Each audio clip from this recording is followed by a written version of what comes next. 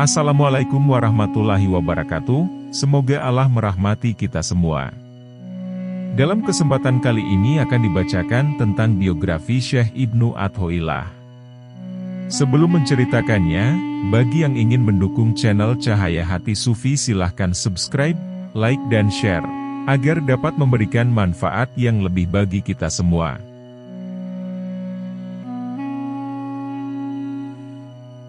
Syekh Ibnu Athoillah. Kelahiran dan keluarganya.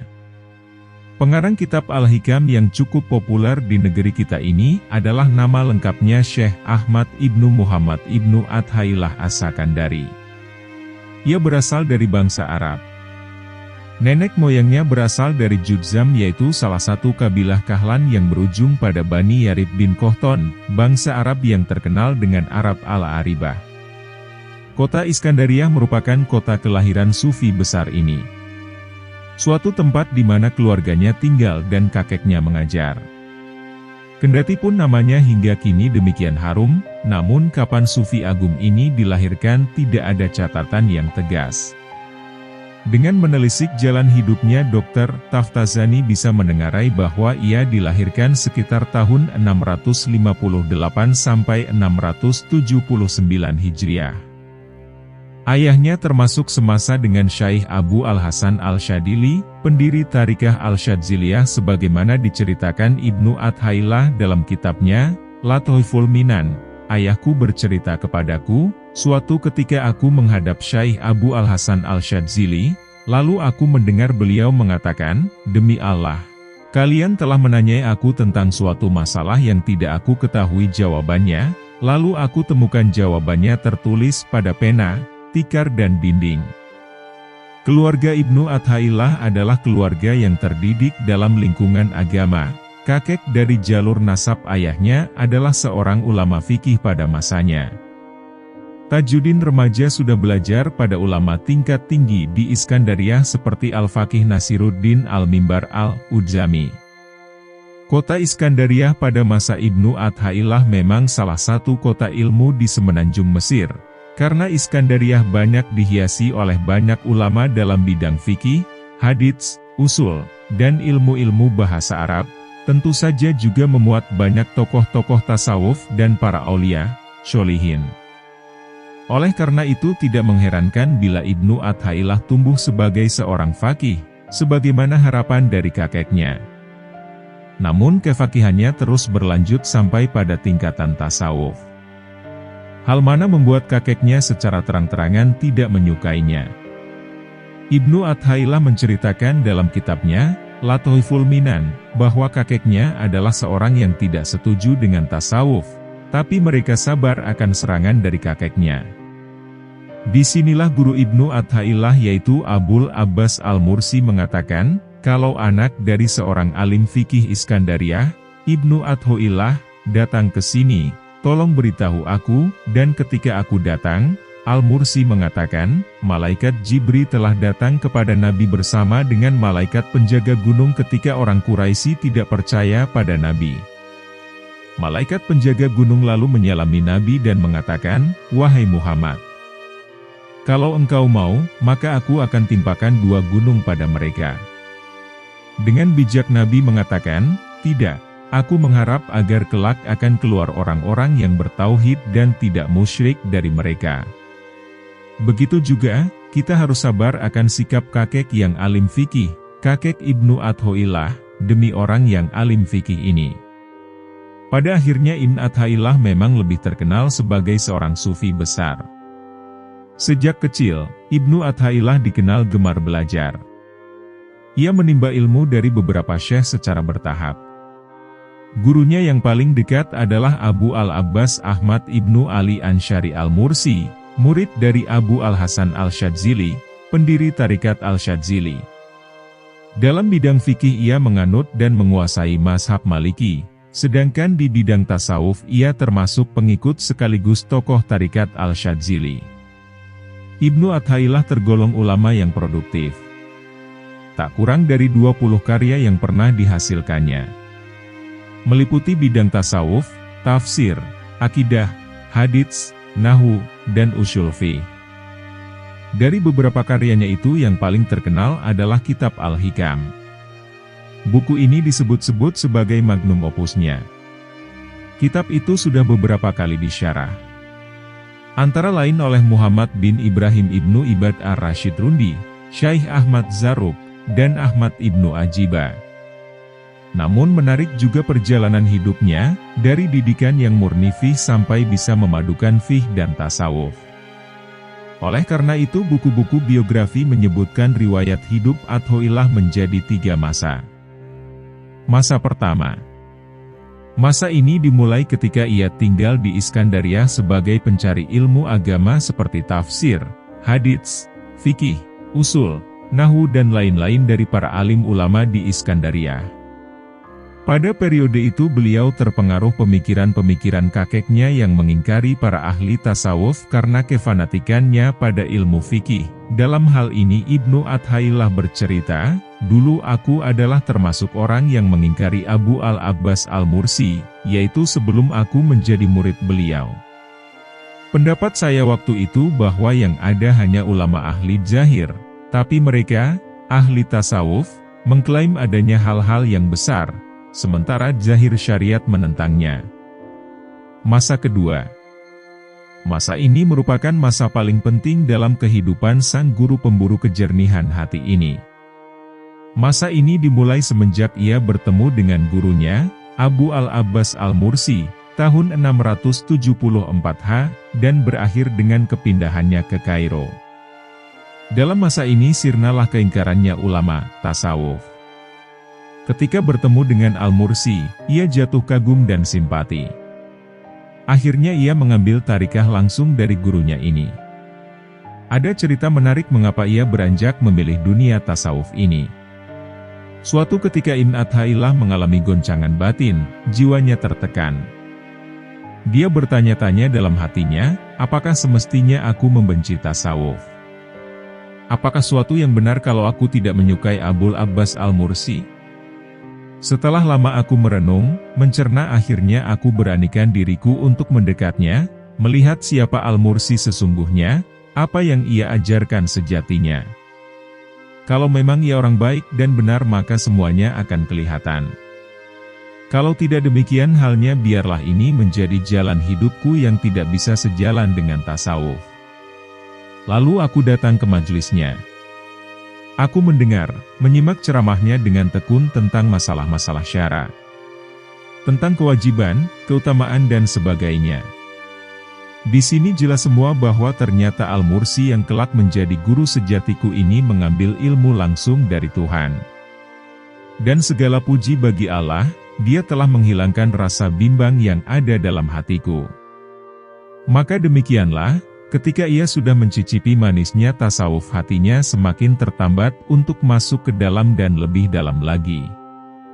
Sampai-sampai ia punya dugaan tidak akan bisa menjadi seorang sufi sejati kecuali dengan masuk ke dunia itu secara total, menghabiskan seluruh waktunya untuk sang guru dan meninggalkan aktivitas lain.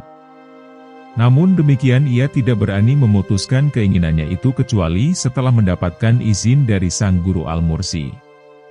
Dalam hal ini Ibnu Athaillah menceritakan, aku menghadap guruku Al-Mursi, dan dalam hatiku ada keinginan untuk meninggalkan ilmu zahir. Belum sempat aku mengutarakan apa yang terbersit dalam hatiku ini tiba-tiba beliau mengatakan, di kota Kous aku mempunyai kawan namanya Ibnu Na'ashi. Dulu dia adalah pengajar di Kous dan sebagai wakil penguasa. Dia merasakan sedikit manisnya tarikah kita. Kemudian ia menghadapku dan berkata, "Tuanku, apakah sebaiknya aku meninggalkan tugasku sekarang ini dan berkhidmat saja pada Tuan?" Aku memandangnya sebentar kemudian aku katakan, "Tidak demikian itu tarikah kita. Tetaplah dengan kedudukan yang sudah ditentukan Allah padamu. Apa yang menjadi garis tanganmu akan sampai padamu juga." Setelah bercerita semacam itu yang sebetulnya adalah nasihat untuk diriku, beliau berkata, beginilah keadaan orang-orang Al-Siddiqiyin. Mereka sama sekali tidak keluar dari suatu kedudukan yang sudah ditentukan Allah sampai Dia sendiri yang mengeluarkan mereka. Mendengar uraian panjang lebar semacam itu, aku tersadar dan tidak bias mengucapkan sepatah kata pun. Dan alhamdulillah Allah telah menghapus angan kebimbangan yang ada dalam hatiku, sepertinya aku baru saja melepas pakaianku. Aku pun rela tenang dengan kedudukan yang diberikan oleh Allah.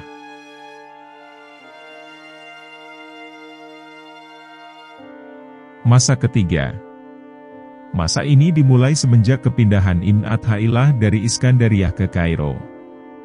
Dan berakhir dengan kepindahannya ke Haribaan yang Maha Asih pada tahun 709 Haji. Masa ini adalah masa kematangan dan kesempurnaan Ibnu Athaillah dalam ilmu fikih dan ilmu tasawuf.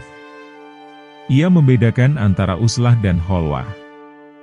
Uslah menurutnya adalah pemutusan, hubungan, maknawi bukan hakiki, lahir dengan makhluk, yaitu dengan cara sisalik. Orang yang uslah, selalu mengontrol dirinya dan menjaganya dari perdaya dunia. Ketika seorang sufi sudah mantap dengan uslahnya dan nyaman dengan kesendiriannya, ia memasuki tahapan halwah. Dan halwah dipahami dengan suatu cara menuju rahasia Tuhan. Kholwah adalah perendahan diri di hadapan Allah dan pemutusan hubungan dengan selain Allah Subhanahu wa Ta'ala. Menurut Ibnu Athaillah, ruangan yang bagus untuk berhalwah adalah yang tingginya, setinggi orang yang berhalwat tersebut. Panjangnya sepanjang ia sujud. Luasnya seluas tempat duduknya. Ruangan itu tidak ada lubang untuk masuknya cahaya matahari, jauh dari keramaian, pintunya rapat, dan tidak ada dalam rumah yang banyak penghuninya. Ibnu Athaillah sepeninggal gurunya Abu al-Abbas al-Mursi tahun 686 menjadi penggantinya dalam mengembangkan Tariqah Syadziliyah. Tugas ini ia emban di samping tugas mengajar di kota Iskandariyah. Maka ketika pindah ke Kairo, ia bertugas mengajar dan ceramah di Masjid Al-Azhar. Ibnu Hajar berkata, Ibnu Athaillah berceramah di Azhar dengan tema yang menenangkan hati dan memadukan perkataan-perkataan orang kebanyakan dengan riwayat-riwayat dari salafus soleh, juga berbagai macam ilmu.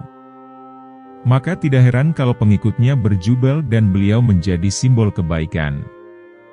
Hal senada diucapkan oleh Ibnu Tagribaradi. Ibnu Athaillah adalah orang yang soleh, berbicara di atas kursi Azhar, dan dihadiri oleh hadirin yang banyak sekali.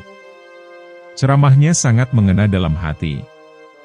Dia mempunyai pengetahuan yang dalam akan perkataan ahli hakikat dan orang-orang ahli tarikah. Termasuk tempat mengajar beliau adalah Madrasah Al-Mansuriyah di Hai Al-Shogo.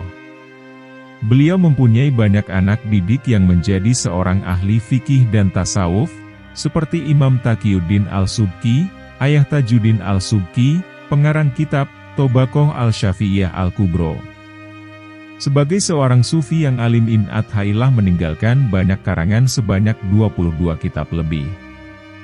Mulai dari sastra, tasawuf, fiqh, nahwu, mantik, falsafah sampai hitobah. Karomah Ibnu Athaillah.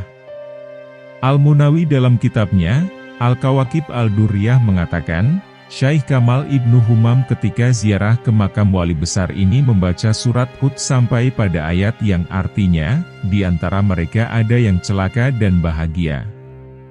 Tiba-tiba terdengar suara dari dalam liang kubur Ibnu Athaillah dengan keras, "Wahai Kamal, tidak ada di antara kita yang celaka." Demi menyaksikan karomah agung seperti ini, Ibnu Humam berwasiat supaya dimakamkan dekat dengan Ibnu Athaillah ketika meninggal kelak. Di antara karomah pengarang kitab Al-Hikam adalah, suatu ketika salah satu murid beliau berangkat haji. Di sana si murid itu melihat Ibnu Athaillah sedang tawaf. Dia juga melihat sang guru ada di belakang makam Ibrahim, di Mas'a'ah dan Arafah. Ketika pulang, dia bertanya pada teman-temannya apakah sang guru pergi haji atau tidak. Si murid langsung terperanjat ketika mendengar teman-temannya menjawab, tidak. Kurang puas dengan jawaban mereka, dia menghadap sang guru. Kemudian pembimbing spiritual ini bertanya, siapa saja yang kamu temui? Lalu si murid menjawab, Tuanku, saya melihat tuanku di sana. Dengan tersenyum Al-Arif Billah ini menerangkan, orang besar itu bias memenuhi dunia. Seandainya saja Walikut dipanggil dari liang tanah, dia pasti menjawabnya. Karya-karya Ibnu Athaillah. 1. Al-Hikam. Karya ini adalah yang paling terkenal yang pernah ditulis oleh Syekh Ibnu Athaillah, karena kitab ini pernah diterjemahkan ke dalam berbagai bahasa, antara lain Turki, Spanyol, Inggris, Melayu, Urdu dan banyak sekali terjemahan bahasa Indonesia. Di samping diterjemahkan ke dalam berbagai bahasa, kitab tersebut juga ditulis dengan bahasa yang amat sederhana dan memuat 42 buah kalimat yang mengandung hikmah dan arti yang sangat dalam. 2. Al-Tanwir fi Iskat Al-Tadbir. Kitab ini pernah dicetak beberapa kali, karena kitab ini memberi petunjuk kepada mereka yang ingin selalu bersama Allah dan hal-hal yang mengganggu. 3. Latoiful Minan fi Manakibil Al-Syekh Abi Al-Abbas Al-Marsyi wa Syekh Al-Sadzali. Kitab ini menguraikan tentang sejarah asal-usul para pemimpin dan ajaran tarekat Sadzaliyah, yaitu Syekh Abul Abbas Al-Marsyi dan Abu Hasan As-Sadzili. 4. Tajul Arus Al-Hawi li Tahzibin Nufus. Kitab ini menguraikan berbagai ajaran dan penjelasan yang berkenaan dengan kehidupan sufi. 5. Al-Qasdul Mujarrad fi Ma'rifat Ismil Mufarrad. Kitab ini menuraikan tentang Tuhan, sifat, asma, af'al dan cara pencapaian ma'rifat. 6. Miftahul Falah wa Misbahul Arwah. Kitab ini menguraikan pokok-pokok ajaran tentang riyadhah dan mujahadah dalam zikir, uslah, kholwat dan sebagainya. Wafatnya Ibnu Athaillah. Ibnu Athaillah wafat tahun 709 adalah tahun kemalangan dunia maya ini. Karena tahun tersebut wali besar yang tetap abadi nama dan kebaikannya ini harus beralih ke alam barzah, lebih mendekat pada Sang Pencipta. Namun demikian Madrasah Al-Mansuriyah cukup beruntung karena disitulah jasad mulianya berpisah dengan sang nyawa. Ribuan pelayat dari Kairo dan sekitarnya mengiring kekasih Allah ini untuk dimakamkan di pemakaman Al-Qorofah Al-Kubro di kaki Bukit Mukatam.